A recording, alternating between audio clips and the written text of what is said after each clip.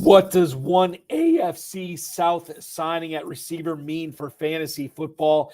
Are the Kansas City Chiefs suddenly in the business of marketing great fantasy wide receivers? And what does the Keenan Allen trade mean for the Chicago Bears and more? Plus the 11-time FFPC Dynasty champion, Mike Stiavnicky, joins us tonight to talk about everything pertaining to FFPC free agency, FFPC Dynasty, NFL free agency, Bijan Robinson, TJ Hawkinson, AJ Brown, and much more. We've got a great show for you. Ferrell Elliott is here. I'm Eric Balkman, kind of. Stick around. Your high stakes fantasy football hour starts now. Can't stand the pressure. I've seen greater men than need a lesson.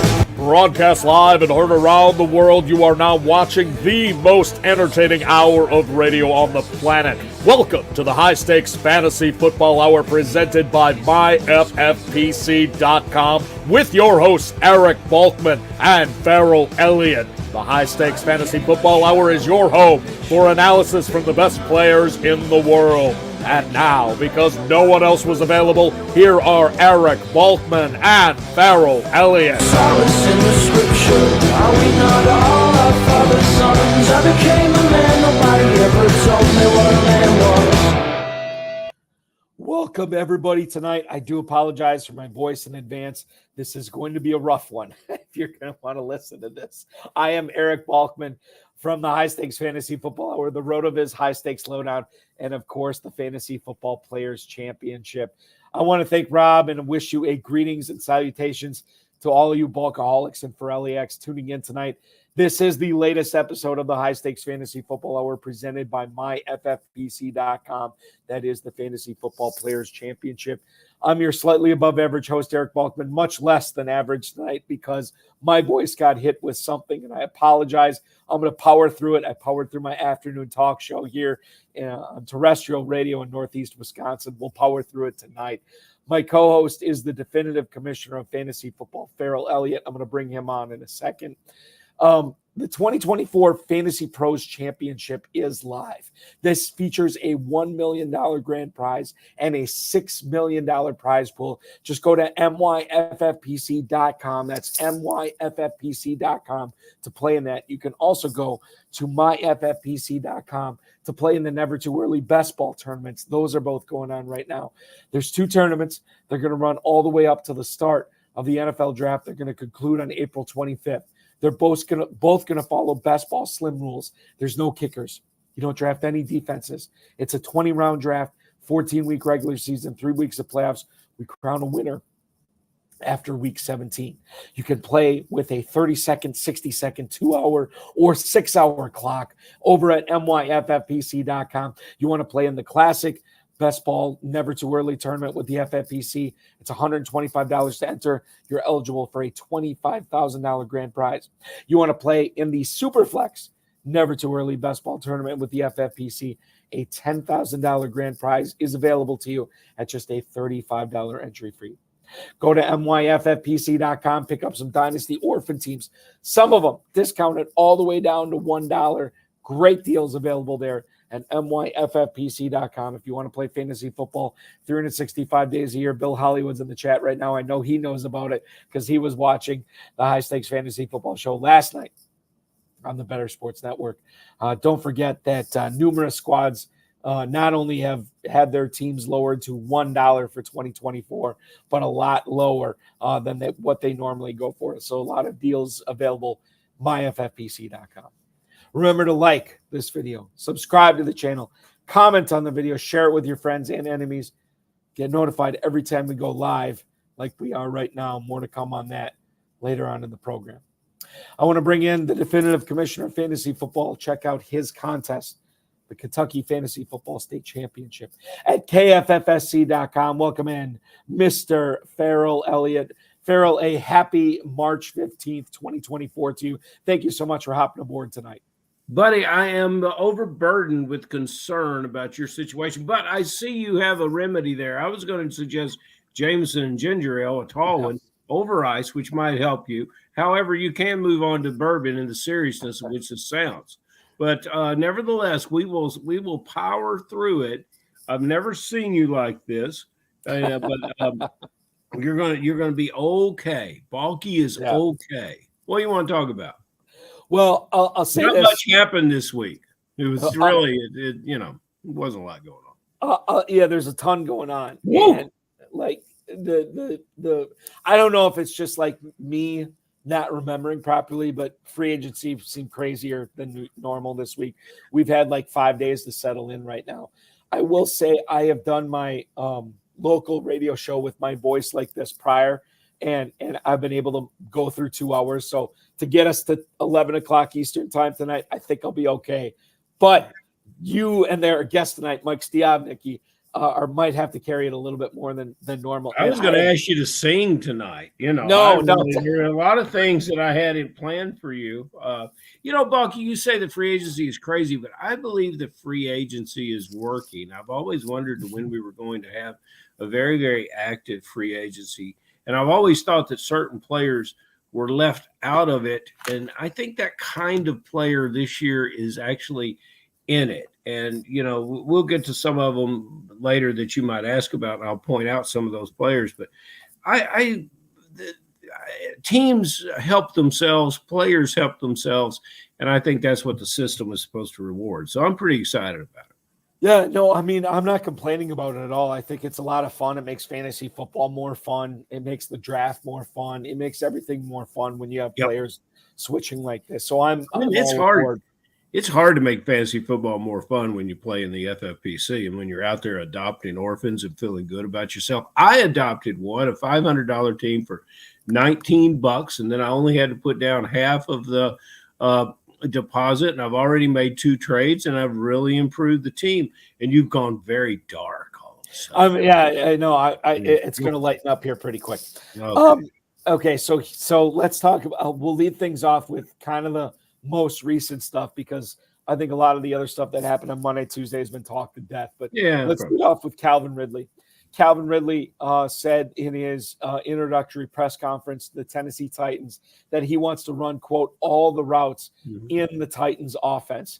Quote, let me run across the field. Across the field, I'm a 4-1 guy. The Titans signed him to a 4-year deal worth $92 million. I believe it's like $50 million guaranteed. It's an insane amount of guaranteed money to Ridley.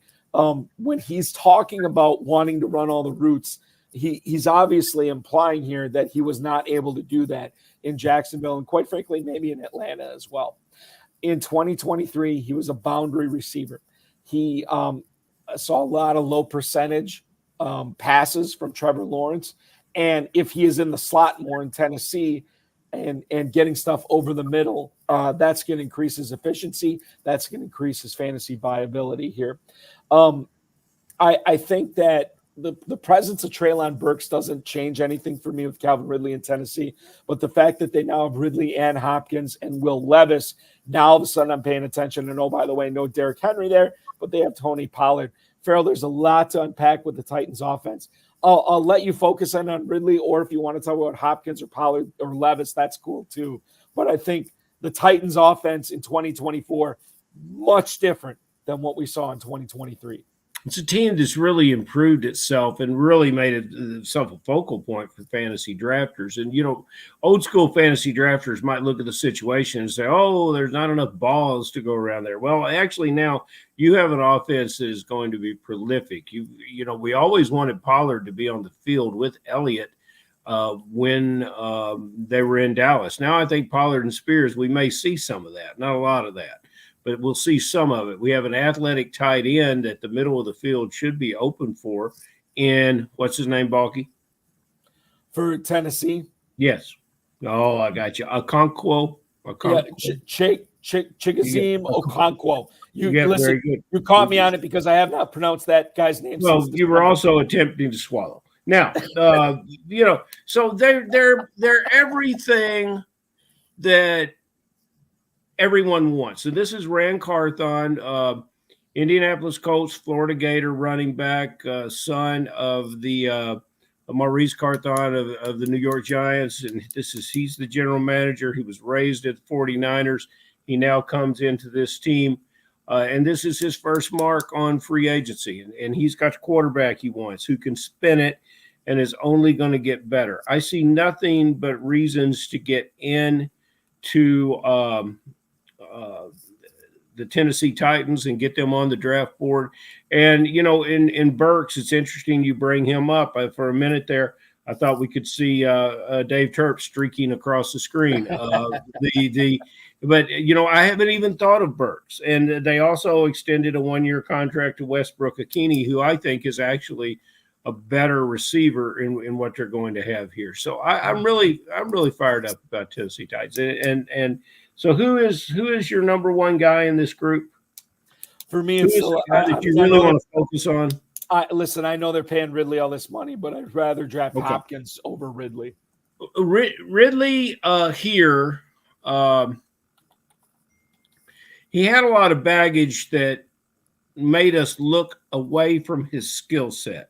Plus, he had that group of receivers and an offense that really couldn't quite figure out what they wanted to do. I think here we know what they want to do, and I think Ridley, the best thing you can say about him is a great pass catcher. So sure, he wants to run all the routes, and the field will be open. And guess what? We haven't said a thing about Hopkins. Right. Yeah. I think it's important. I'll bring this up right now, Ferrell. In the Never Too Early Best Ball Tournament, if I extrapolate down to post-free agency, which is something you can do over at FantasyMojo.com, at FantasyMojo on the X, Darren Armani puts together all this great FFPC drafting data, the godfather of the Pros versus Joe's Challenge. Look him up at FantasyMojo on the X, FantasyMojo.com. You should subscribe to that. As far as the Tennessee pass catchers go, since free agency started, Calvin Ridley has actually nudged ahead of DeAndre Hopkins in ADP. Ridley is wide receiver 36 going at the end of the 6th round. DeAndre Hopkins, wide receiver 41 at the end of the 7th round. I still prefer Hopkins, but it seems to me that the FFPC drafters now prefer Ridley. I wish we were at Planet Hollywood walking down the long hallway and I was standing next to Bill Hollywood and he said, I'm just not a fan of Levis. And before we walk past the big table there, say hello to Chris and walk on into the room, I could have him a fan of Bill of Levis. So, and I would say him to go back and take a look at some of those individual games, and I think he'll become a fan too. A lot of people were fans of Kansas City acquiring more wide receivers since Tyreek Hill got traded to Miami. And for whatever reason, the Chiefs have not obliged, but they probably have their biggest free agent splash signing as far as the talent level goes in Marquise Brown. As Adam Schefter reports, they have agreed with him on a 1-year contract worth up to $11 million. Now, Kansas City, from a non-fantasy standpoint, has not needed receivers, Ferrell. They have won the last 2 Super Bowls without Tyreek Hill. So you would say, if you're the Kansas City GM or owner, why are we looking to acquire wide receivers? But you can only fake it for so long, and they needed somebody here. They're getting Marquise Brown here, a guy who, quite frankly, is not a perfect player.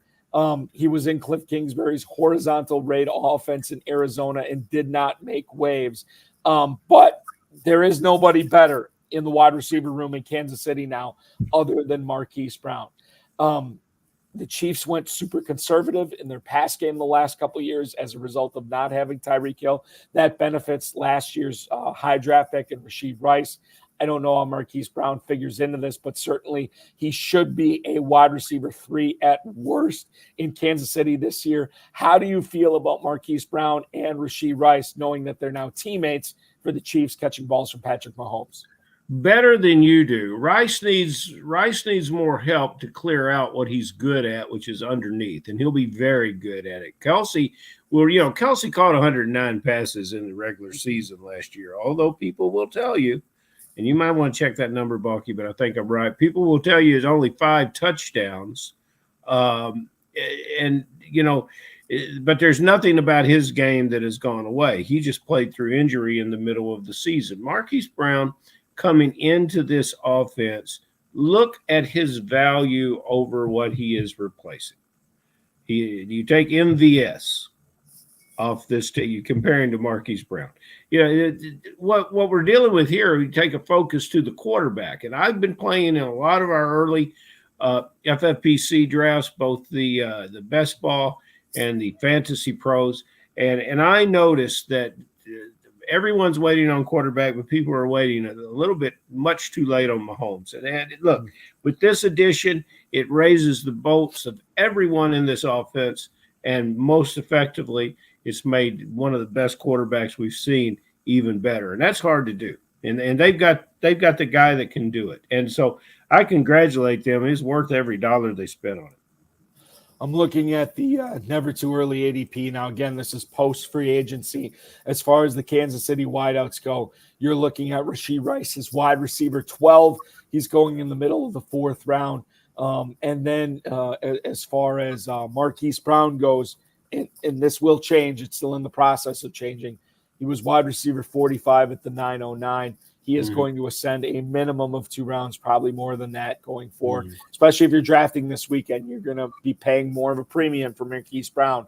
That's why we always encourage drafting early. We do have Mike Stiavnicky, the 11-time FFPC Dynasty champ, hanging out in the green room, noshing on our shrimp and all the hors d'oeuvres we have put out for him. We'll let him fill up there just a little bit longer because I do want to get to this Chargers-Bears trade that happened late last night. The Bears giving up a 4th-round pick in this year's draft to the Chargers in exchange for Keenan Allen. Now, the Chargers had to cut salary. We knew they cut Mike Williams. They cut Keenan. Well, they didn't cut Keenan Allen, but they cut his salary. They get a 4th-round pick. They asked him to take a pay cut from his $18 million salary. He said no, and now he is a Chicago Bear.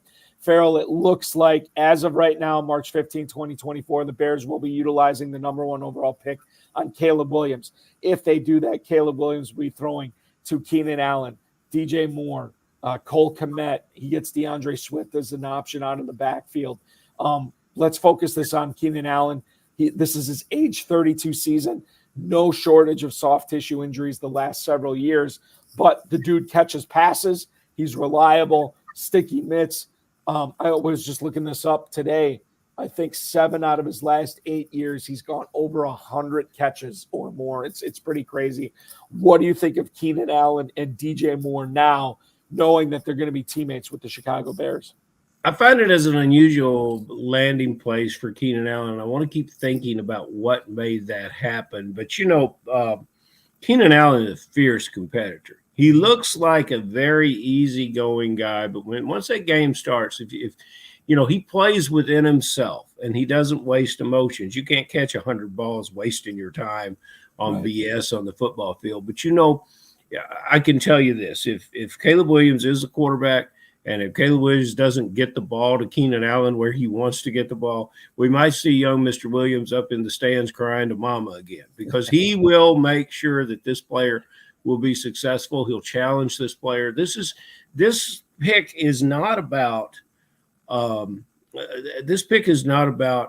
receiver core in this year. I think this pickup is all here. Ryan Poles is nurturing his future quarterback.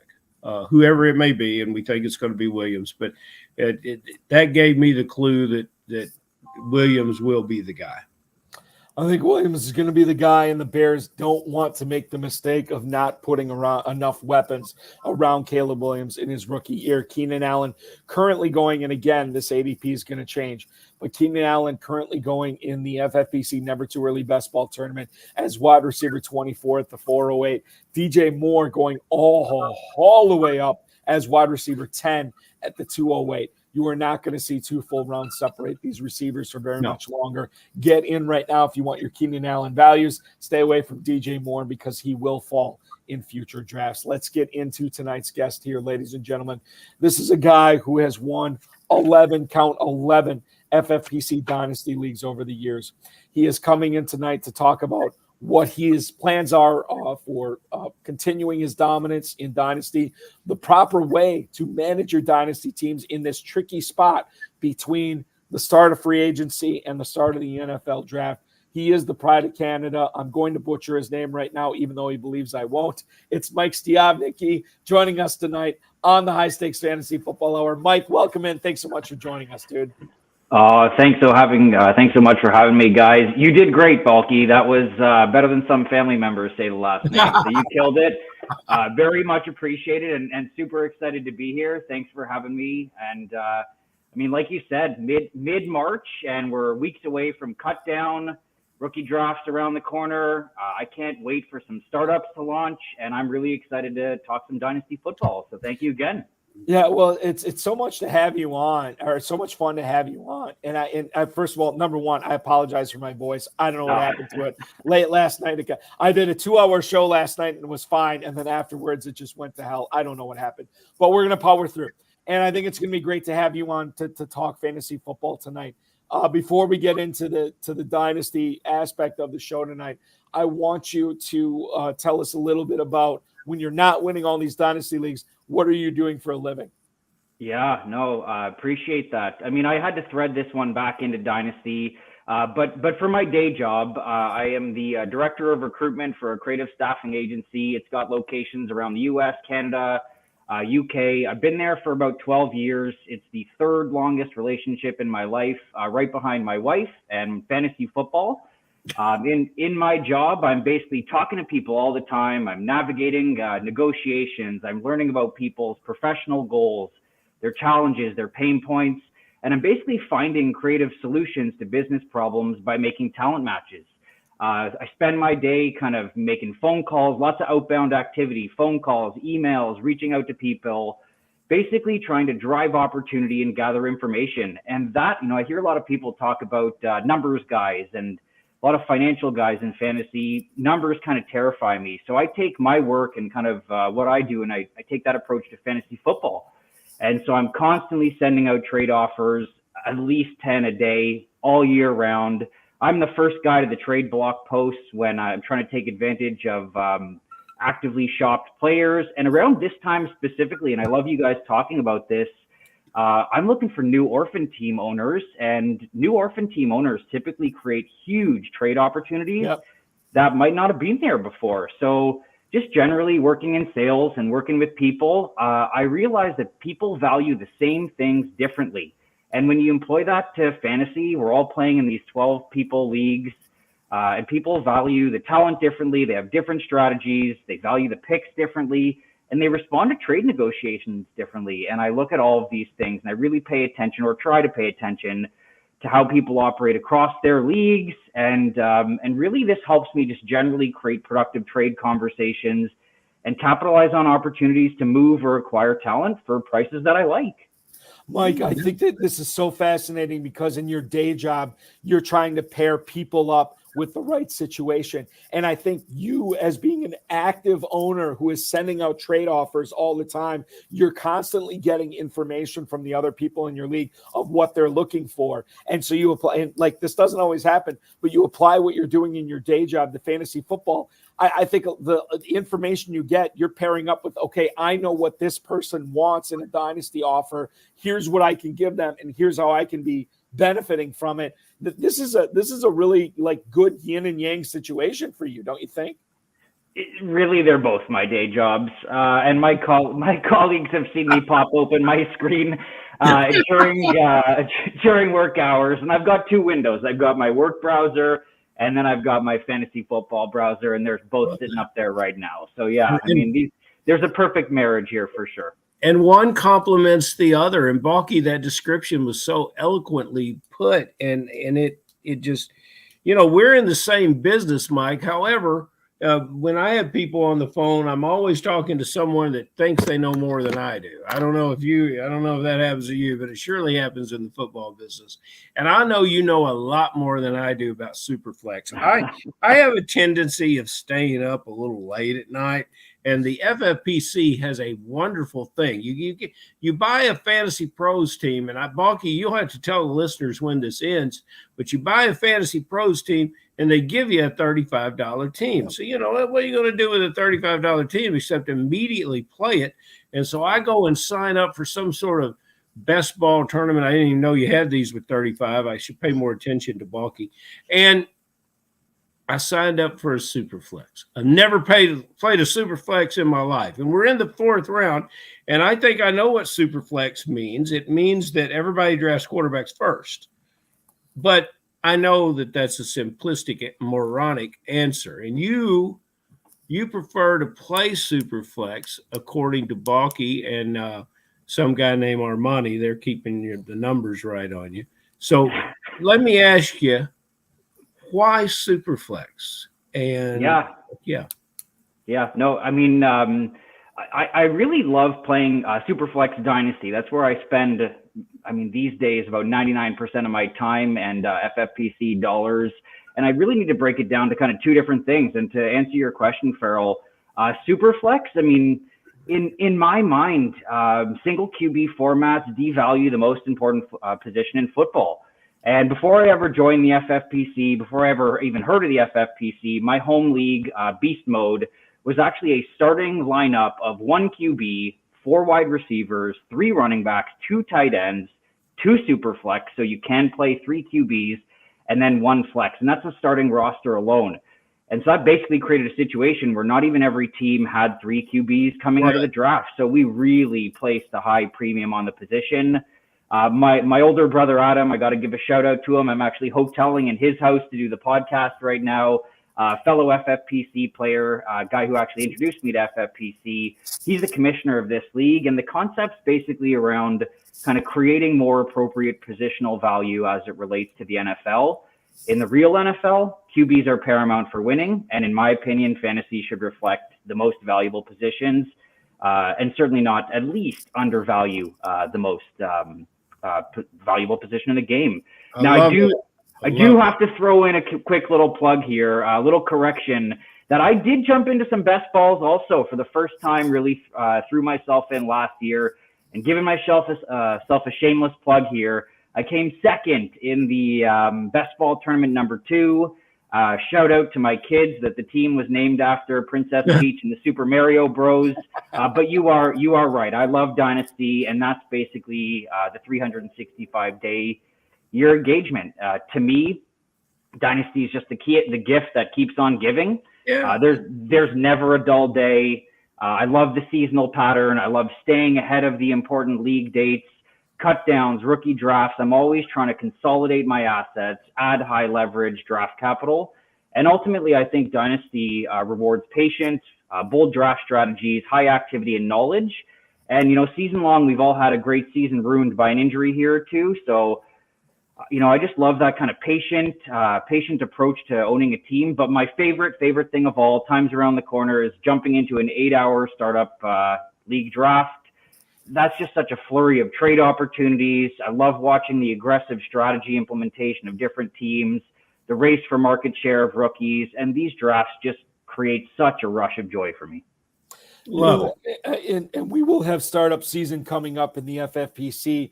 Mike, when you talk about doing a startup, whether it's just a standard, whether it's a super flex, whether it's one of the RotoViz Triflex, super flex drafts, do you have a set strategy going in of what kind of roster you want to build as the draft goes on?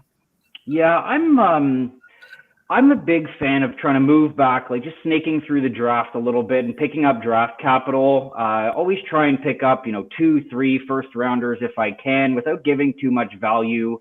I find if I can pick up, 2, 3, 4, maybe round ones, I can still keep a competitive team that year.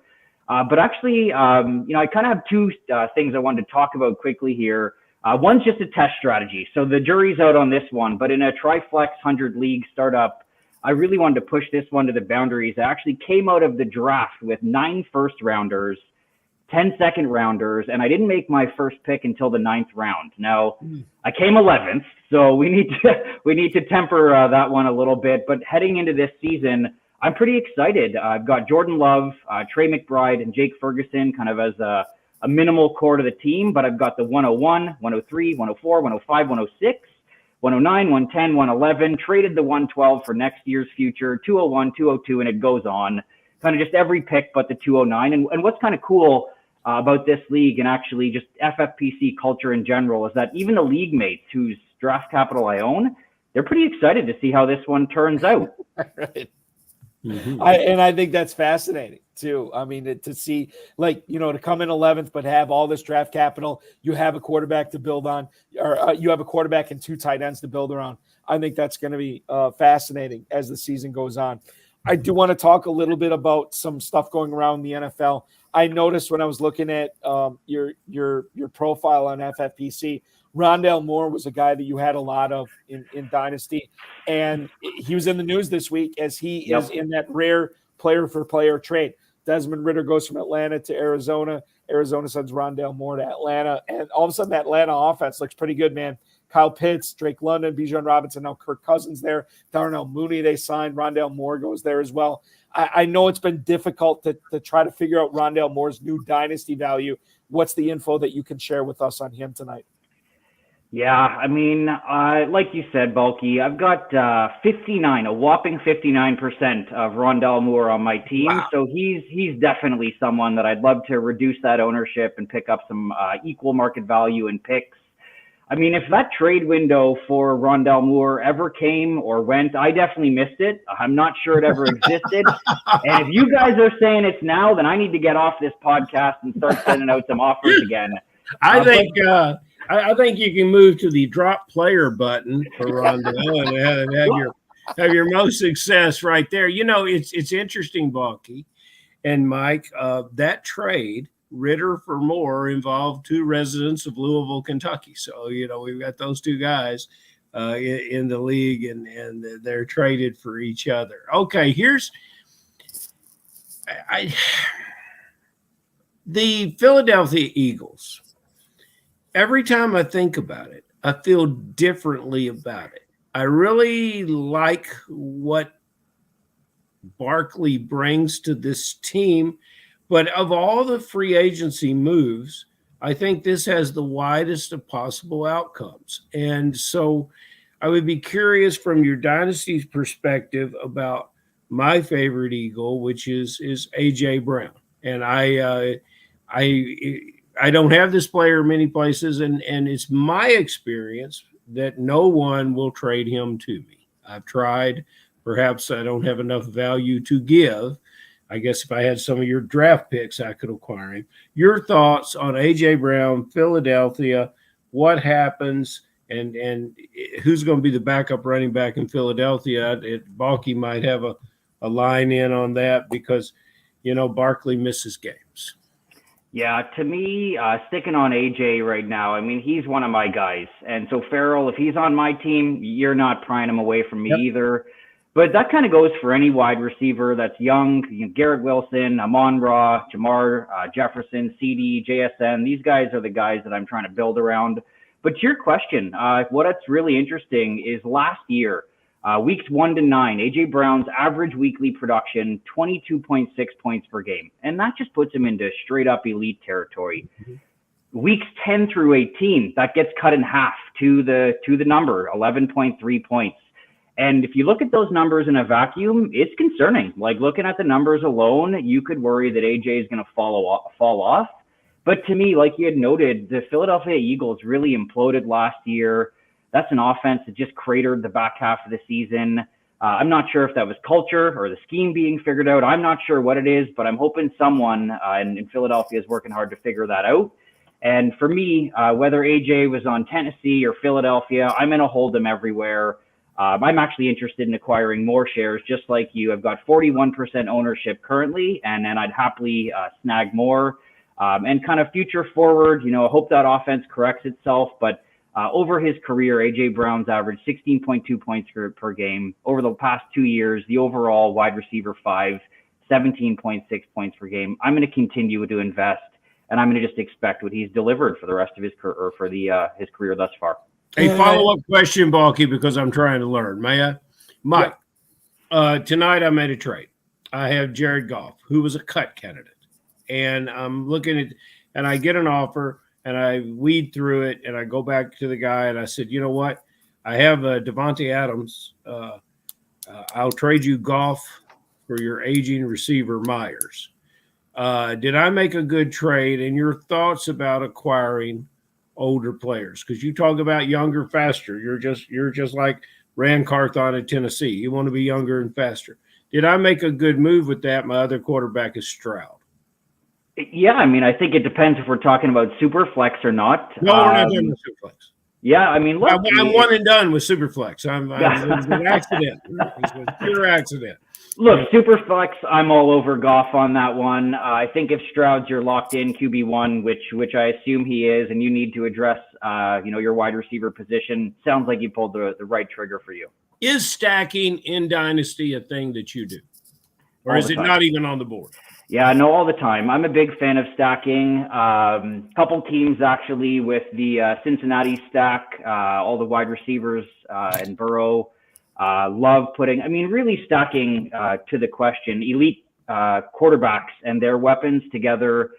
Stacking such a competitive edge when you're playing in a 12-team league, tournament style as well. But no, huge fan of stacking. And always cognizant of not overloading on too many options. A few teams I have a bit too much in Minnesota this year as well.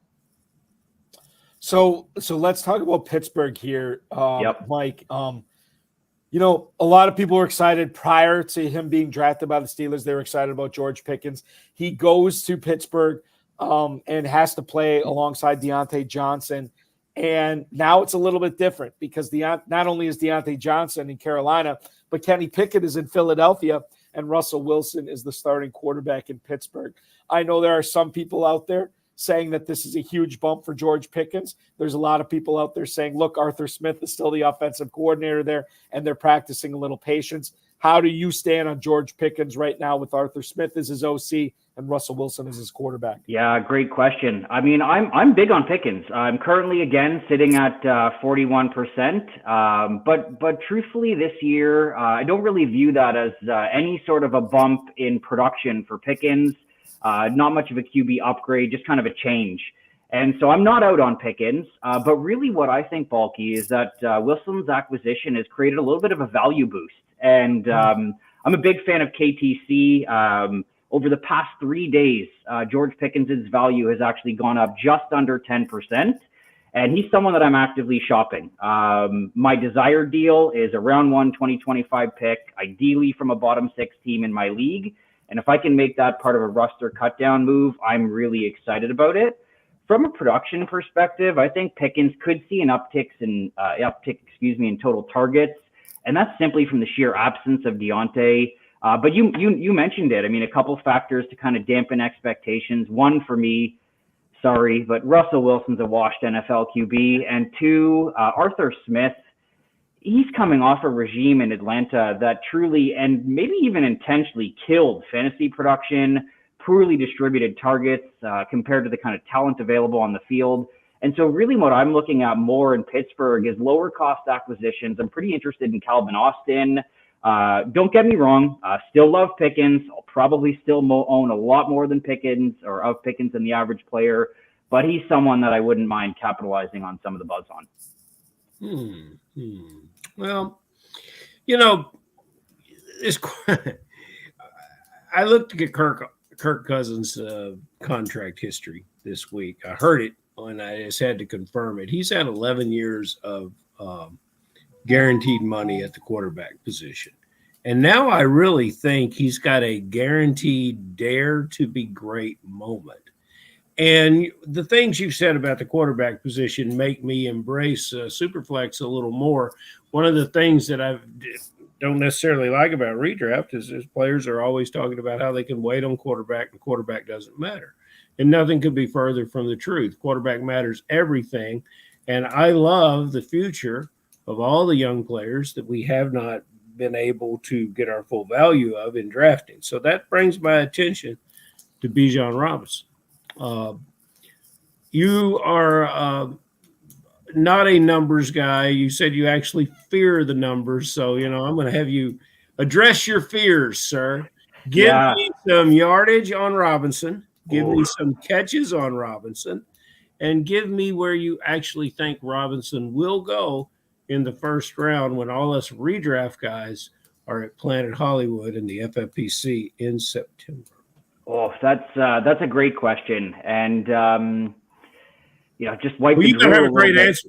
Thank you. Yeah, no, I had to just wipe the drool from my mouth there and talking about Bijan here a little bit. Al Paul are wanting a great answer. Yeah.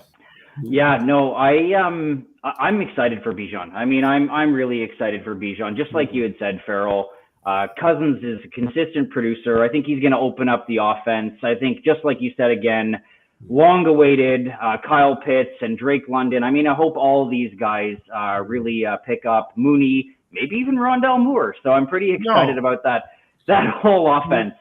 But I think what's most exciting there is Zach Robinson being the new coordinator, and just looking at, even to your question, what Kyron Williams did in that offense. Now, I didn't look at catches and I didn't look at yards, so I'd have to come back to you on that one, guys. No. Maybe you guys have some thoughts on that.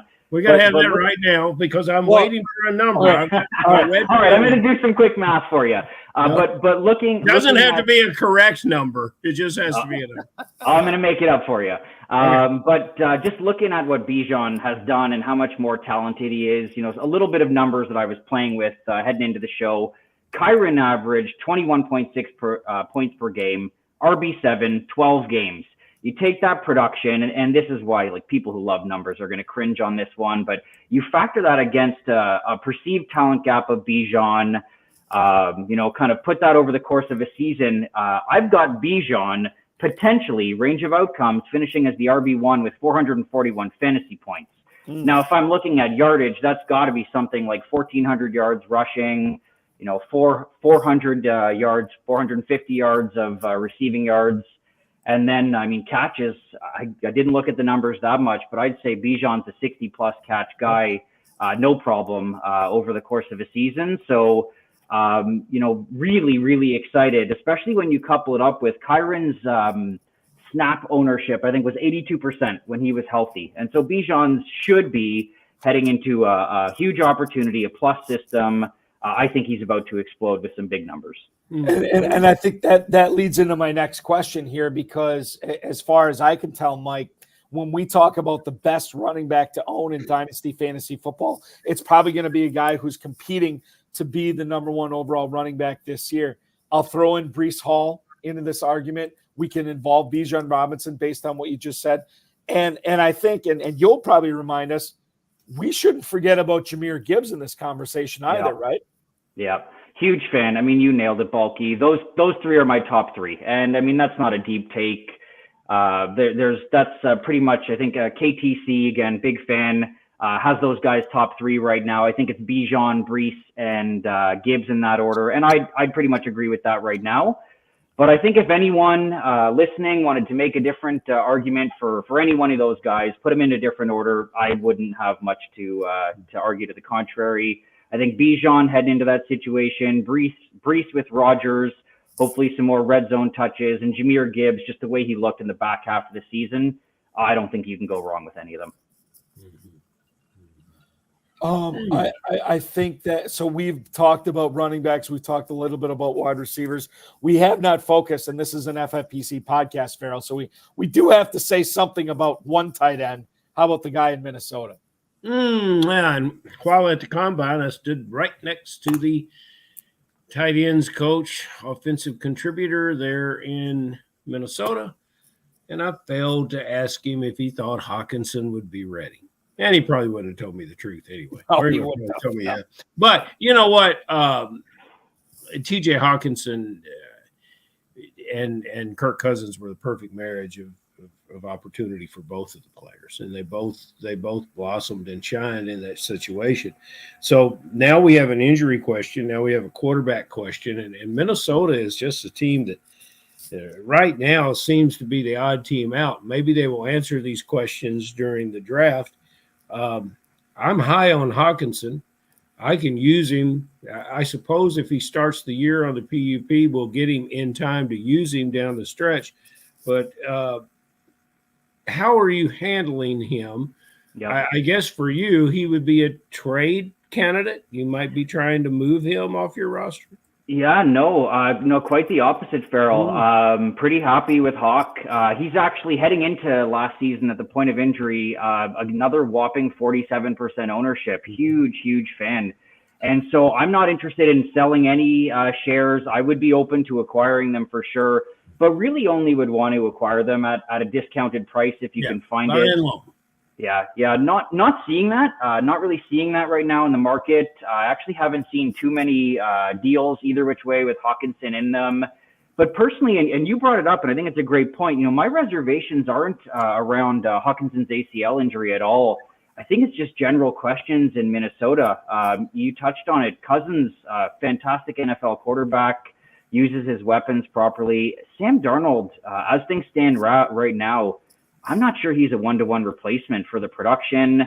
I mean, as we inch towards the season, maybe that situation changes. But right now, I'm going to hold Hawkinson. And candidly, just like mentioned at the beginning in the tight end premium format, I'm happy to hold shares of him. And I want to collect shares of him, Pitts, Laporta, Kincaid, McBride, any young tight end that's going to be in that tight end one production conversation for years to come.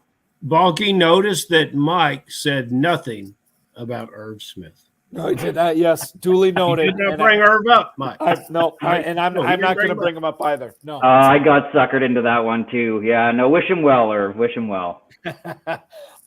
We do have one email that I want to get to here tonight. It's from Sean in San Diego here, and he says, "Hey, Mike, what do you make of the Michael Gallup release in Dallas? What does this do for Brandon Cooks and Jake Ferguson?" Thank you for the email. We appreciate you, Sean in San Diego. So Gallup ended up getting released earlier today, and obviously Dallas will probably be in the market of picking up another pass catcher in the draft. But CeeDee Lamb and Ferguson, are these the only guys we need to be worried about in Dallas, or do we still need to be paying attention to Brandon Cooks for Dynasty right now? Yeah, I think I'm always going to lean into the younger players. I don't want to get caught with players. I mean, I love Brandon Cooks and what he's done in his career, but don't want to get caught with him on my roster at this point in time. I'm really leaning into, I mean, CeeDee Lamb is an absolute monster. So anywhere anyone can own him, like by all means, get on that. And Jake Ferguson, I think talking about draft strategies, I love loading up late in the draft on tight end. And last year you had McBride. You had Kincaid. Laporta was available in some early startup drafts pretty late as well. And Jake Ferguson was one last year. I think I had something around 55, 60% ownership coming out of startup drafts.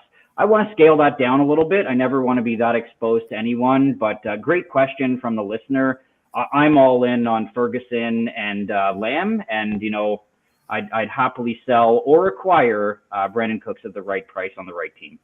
I got a follow-up question with Mike Balky. Mike, were you all in on Ferguson before you saw him? Because our challenged Balky tonight certainly was. And that brings me to the question, how much evaluation of the rookies, how much Senior Bowl have you been watching, how much Pro Day have you been watching, how much college football do you watch to contribute to what you're doing in Dynasty?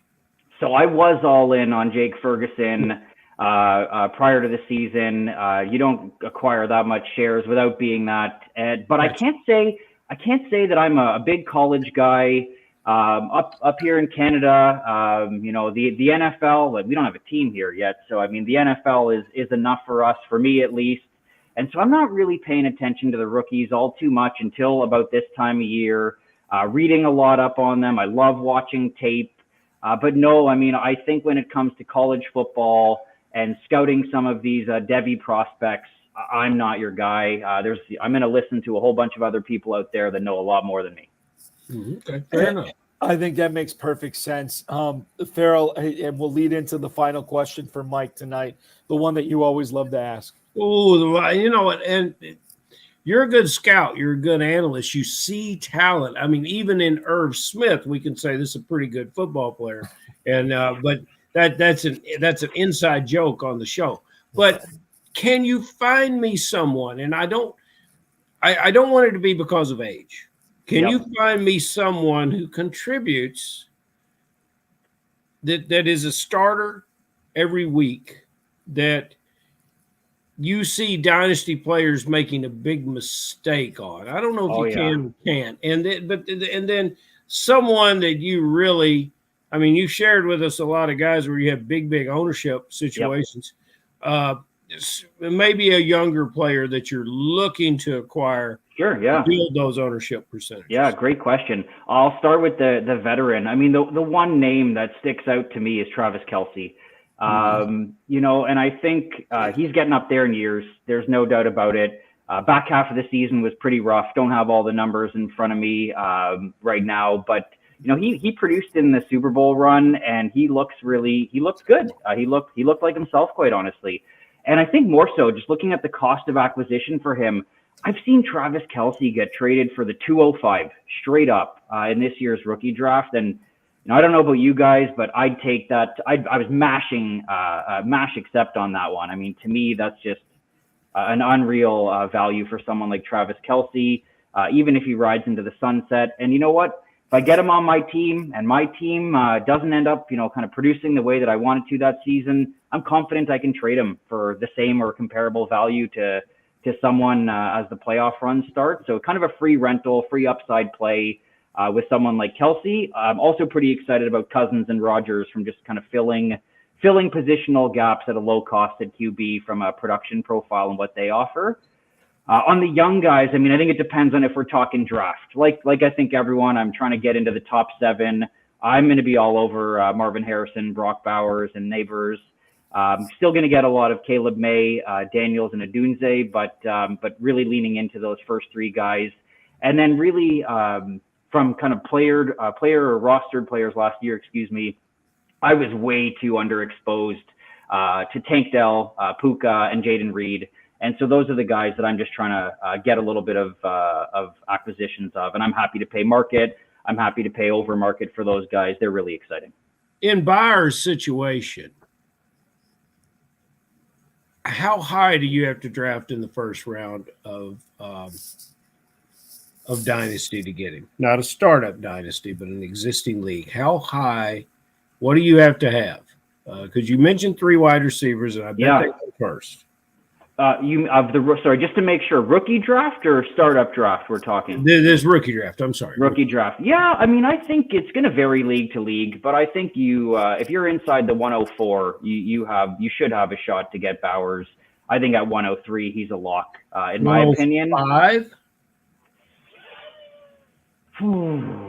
Yeah, I mean, I think it depends who's in front of you. And you know, I've got some work to do, gents. You know, I've got some work to do. I want to see some of the early ADP. Well, you're obviously not spending enough time on it. So that's the problem here, is that, you know, you really need to, you know, focus is a good thing. For sure.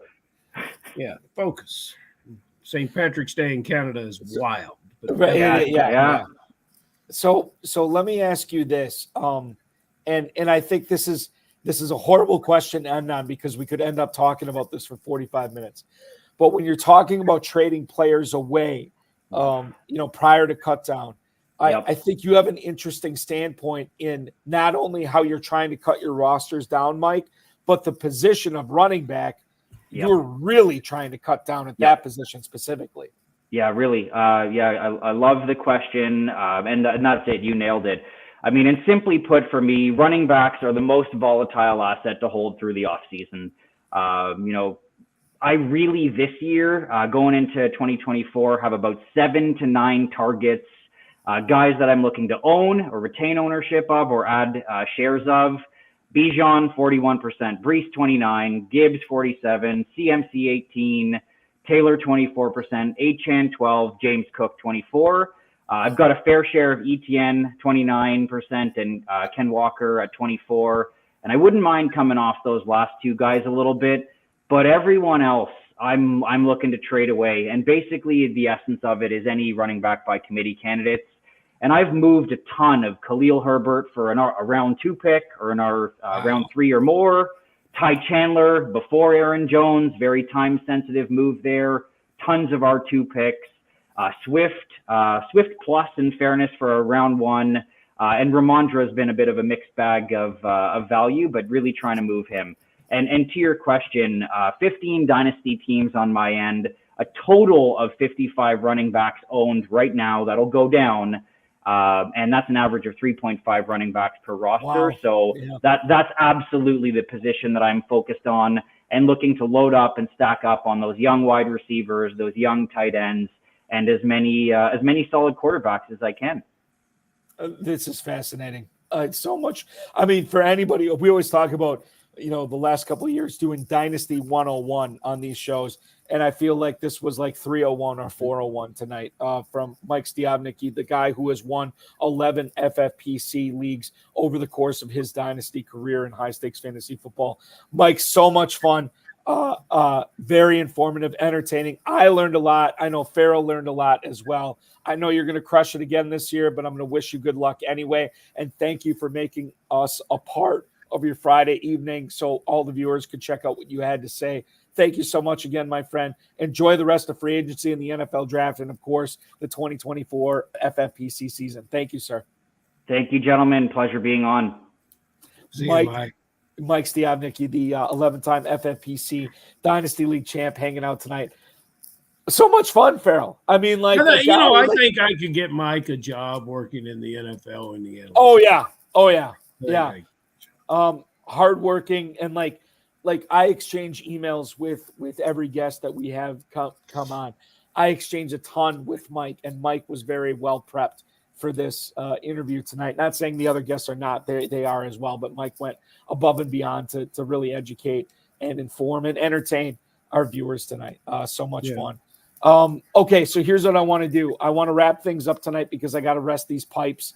It's like the first 10 minutes. I'm like, yeah, this is going to be a bigger challenge than I thought, but we got through it thanks to you and thanks to Mike.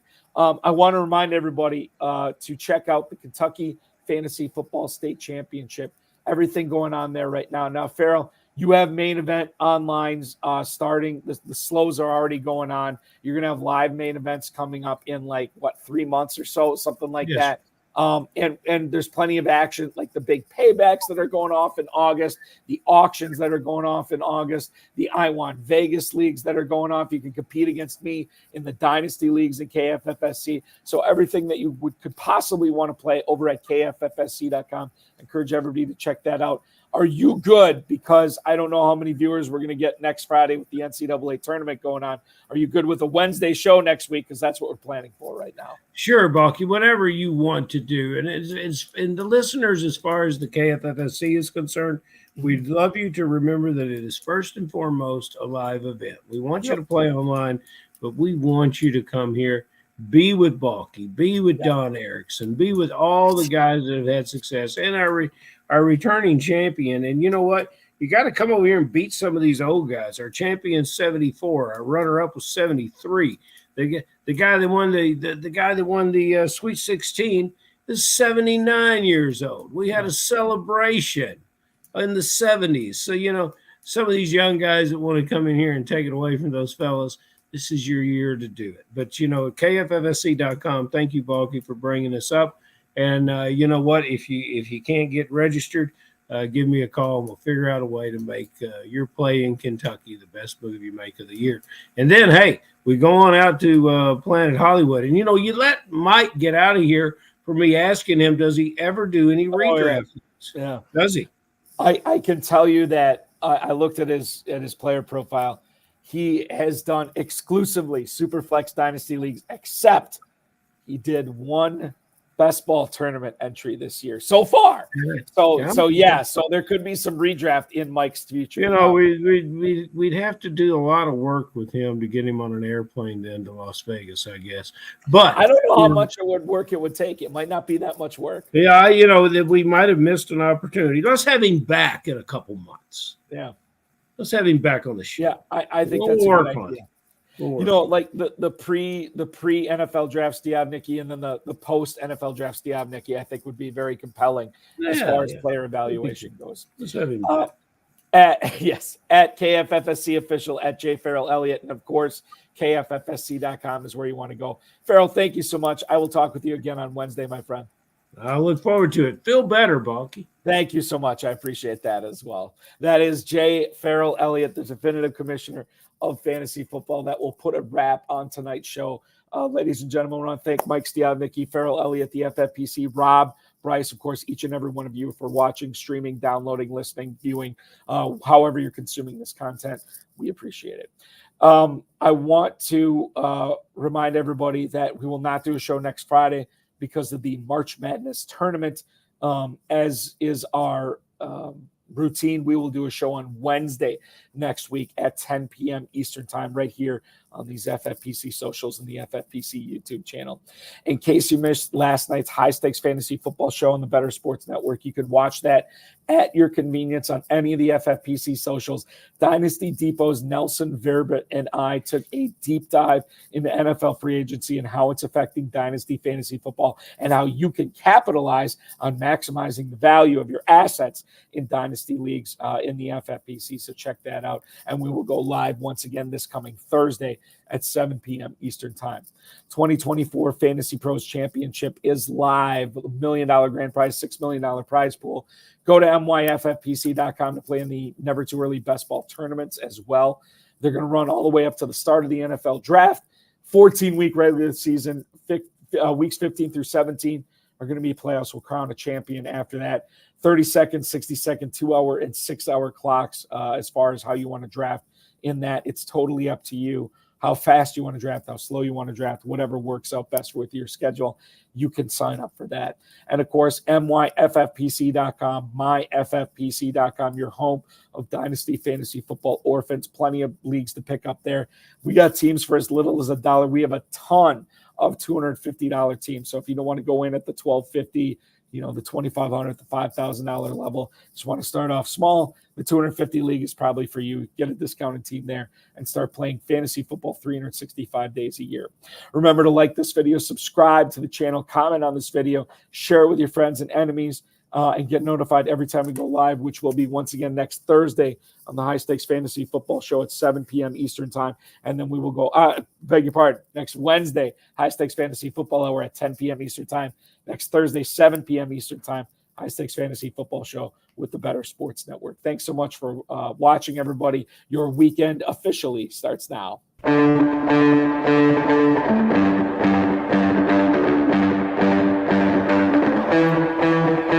This has been another episode of the High Stakes Fantasy Football Hour presented by myffpc.com.